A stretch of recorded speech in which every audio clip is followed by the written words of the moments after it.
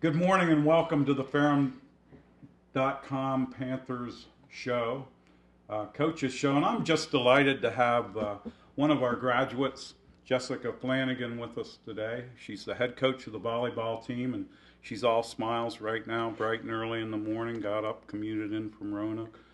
So, I've seen a lot of athletes play at Ferrum in my 28 years, Jess, and you seem to play with as much passion and hustle and spirit and really just as competitive an athlete as I've ever seen. How do you instill that into your players? Well, I guess it's a pretty tough question. Right off the yeah, bat, it is. Handle that. I think I try to tell them, because obviously I'm not tall in any way. I'm about 5'6", 5'7", Right. and I played front row here. Right. So I just try to encourage them that no matter your size, even sometimes with the talent, if you will give it 100% and go after it, sometimes to out-hustle somebody, you can beat some talent. Now, sometimes you can't because, if a team's really, really talented. But, I just try to instill in them that you just got to want it, and you've got to have the drive and desire. And right now, that is something that's really hard to coach. Like, I am struggling with trying to find a way to just get them motivated, because I think this generation is struggling with that really, really bad. It's very different from even when I was playing, and I could tell a difference from when people had been before me to our time, and then now.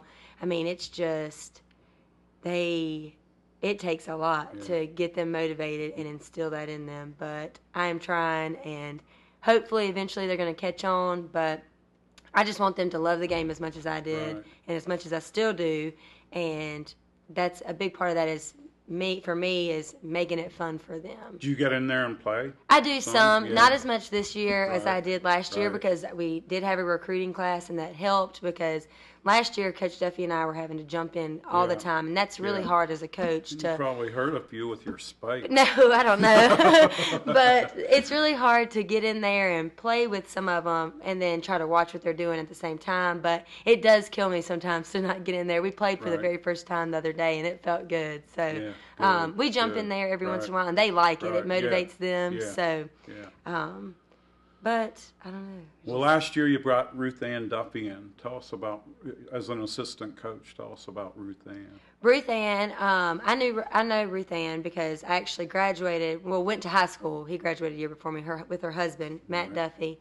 And Magna Vista. Magna Vista. And so Ruth Ann, when I got hired here, I was told, you have a little bit of extra money, you can provide for somebody. It wasn't a whole lot, but and at the time I'm thinking, who in the world is going to help me for that? For that amount. And I mean, at least there is some kind of funding for that.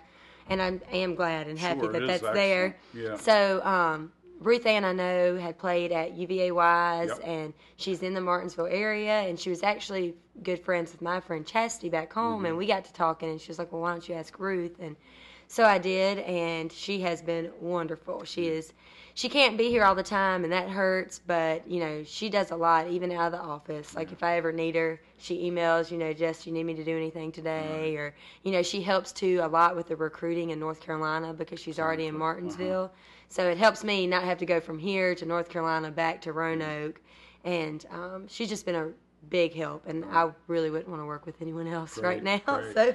Well, you get a lot of family support. When you were a player, your parents were around a lot and fans, and you want to give a shout out to your family, your sister, whoever? Well, yes, my family, I would like to tell them thank you for always coming.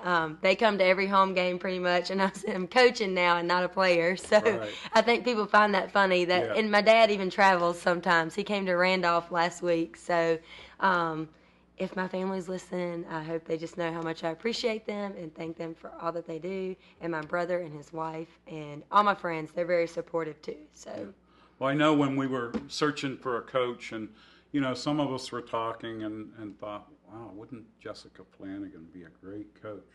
She doesn't have much experience, but boy, she was quite a player, and you could just see you were kind of a coach on the court. So. Talk about that transition from being a player without a whole lot of coaching experience to college volleyball and being the head coach at your alma mater. That's a pretty big jump. Yeah, it hit from. When I tell people that they ask, well, what did you do before you coached here? And I tell them, well, I taught at Floyd County Health and PE, and I coached the JV program, Right. and I coached club. And they're like, Right. well, how in the world did you go from JV to college? Right. And it has been I've enjoyed every step of it, but there has been times where it has just been it's been difficult. I know that, even though you play and you've played for so many years, and I told people, well, I'm really nervous about coaching at the college level, and they would ask, like, why? You've played for so many years, but however long you've played, I think there's always things that you can learn about the game, and especially for me, I was not a setter. Right. Like, I could hit and I could pass and serve, but setting, it was difficult for me, and that's something that's really hard for me to teach, and, just being able to bring other people in and things like that, but not even just as from the coaching standpoint. I mean, as a head coach, there's a lot behind the scenes that people don't realize, like working with a budget. Yeah, working with a budget.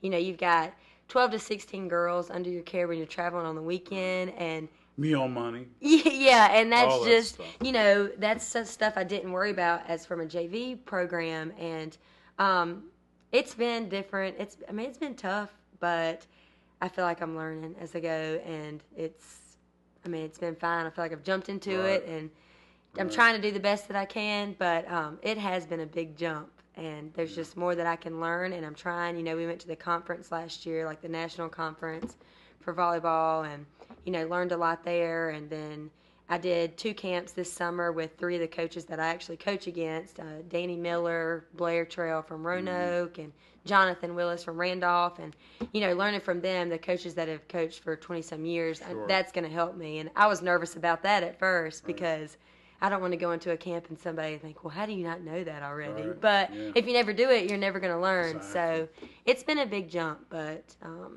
it's getting there. Well, I know your fair and family here when you were a student athlete and as much personality as you had, and just you were a fan favorite. That we thought, hey, that's a perfect hire. That for once we've had a lot of good hires here in coaching, but we thought that was a pretty good hire, and we're happy you're here. You always liked it always looked like you had fun on the court and probably some fun off the court. But you were a good student and you were a good role model. How do you instill that? Do you still have fun? Does your team have fun when they're playing? Yes, I think this year I've started cracking down just a little bit more with, because last year I felt like it was a big transition from, the previous coach to me, and there was just none of your recruits. No, I didn't have any recruits, and so I wasn't only trying to help them get better skill-wise, but like mentally, they were just, their mindset of playing volleyball was just totally different than what I have. But I do think it's so important to, always have fun. Like, they're not getting paid to play here, and they should enjoy it. And when they leave here, there's just so much more to life than just volleyball. Sure. And I do find it important. And when they're in the gym, like even yesterday, we struggled. We had a rough practice. Yeah. And I think to have 8 freshmen, their minds, I think classes are just starting to like really hit them. And they were all over the place yesterday. And I knew that. And they were tired. And, I did get on them. But at the end of the day, I tell them tomorrow's a different day. And you have to forget about it, because for me personally, last week, I had a rough week because we did not play well on Tuesday. Mm-hmm. And I'm somebody who I try to, after I go to sleep, I forget about it, and it's a new day, but it did not. I woke up so upset, and I told them, like, it's no point in letting it make you that frustrated, because there's just so much. Like, off the court, we do study hall. I try to get them involved in other things. Right now, I also do the SAC stuff, and as the volleyball girls have done really well with, we're trying to raise money for the Juvenile Diabetic Research Foundation, and they've done great. And, I want them to have fun together as a group, which has not happened here in a long time, because when you're not doing that well, you don't want to be around those girls. And first of all, being girls, you really don't want to be around each other. Moody, maybe. Yes, and so, now they're getting to where they hang out and they enjoy it, and I'm not forcing it. And, I want them to do well on the court, but I also want them to be. I told him, I was like, you're held to a higher standard than a lot of other people because people watch everything you do. Yeah. And I told him, I was like, one person can set the tone for the reputation for this whole team. And, I do try to take things that we do on the court and put it to like life situations. Right. And I actually will never forget that because VVK, right. Vicky Van Cleet, when I right. played here, she always did that. And I will never forget that because she was very serious about softball and, but at the end of the day, she would somehow find a way to take a situation and make me want, realize how in the future it could help me. Vicky Van Cleet, great role model, been here a long time, been a coach, and she's really a dedicated coach, so a good role model for young people like you to take under their wing. And let's talk about your team a little bit. You have a couple of seniors, you have 2 seniors, you have two juniors, and the rest freshmen. Yes. So how do you get, you had no sophomores, and people might not understand that you came in the middle of the summer. The class was already in. There wasn't a whole lot there was a big lapse of time before you were hired, so there wasn't any recruiting done. So you don't have any sophomores because you weren't here to recruit them, and you came in. It was a tough season last year, but we're seeing signs of coming around. We won down last Friday the 13th. Yeah. we won at Bluefield, so that must be your lucky day. But talk about your team. Some of the players might want to hear their names. Yeah. Well, we have 2 seniors, I guess, Kelly Lewis and Rachel Stratton, which they do a great job. I think it's just been a difficult 4 years for them, but they've stuck it out, and, they're really trying to push the younger girls, and that's always good to see.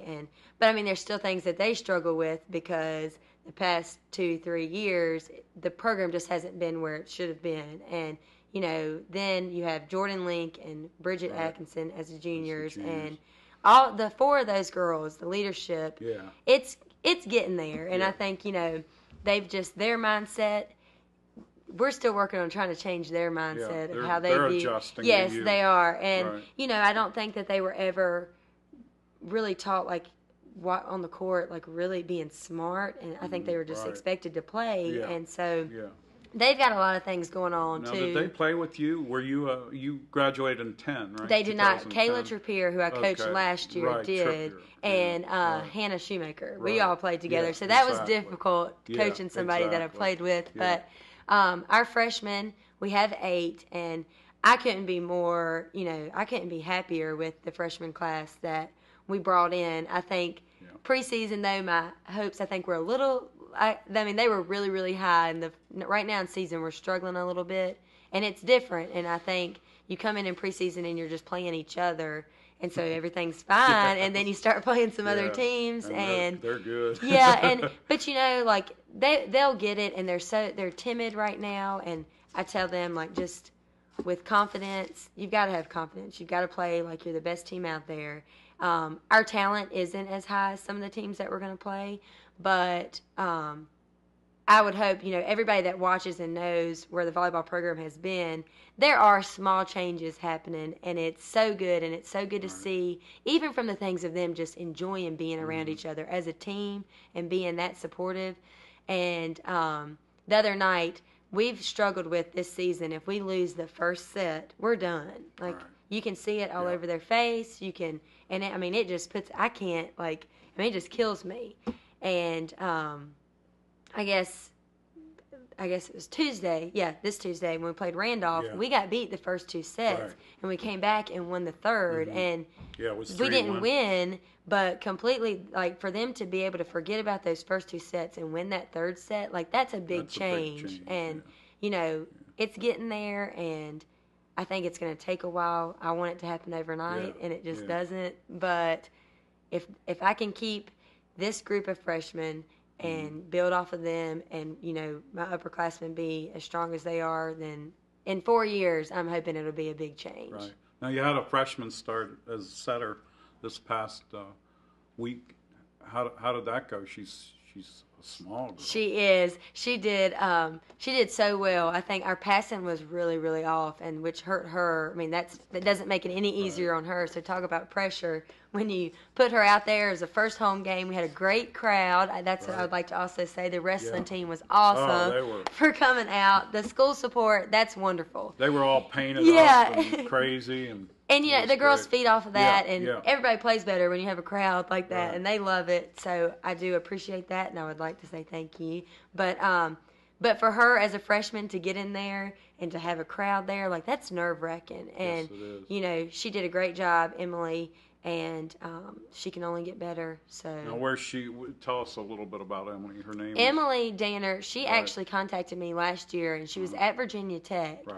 Oh. And she didn't like it. I think just too big. And she said she wanted to come play volleyball, and I had her down for an open gym, and she kept staying in touch, and she came, and she's one of those. She wasn't playing at first. Like, she probably didn't play the first 3 games, and then to be put in like that.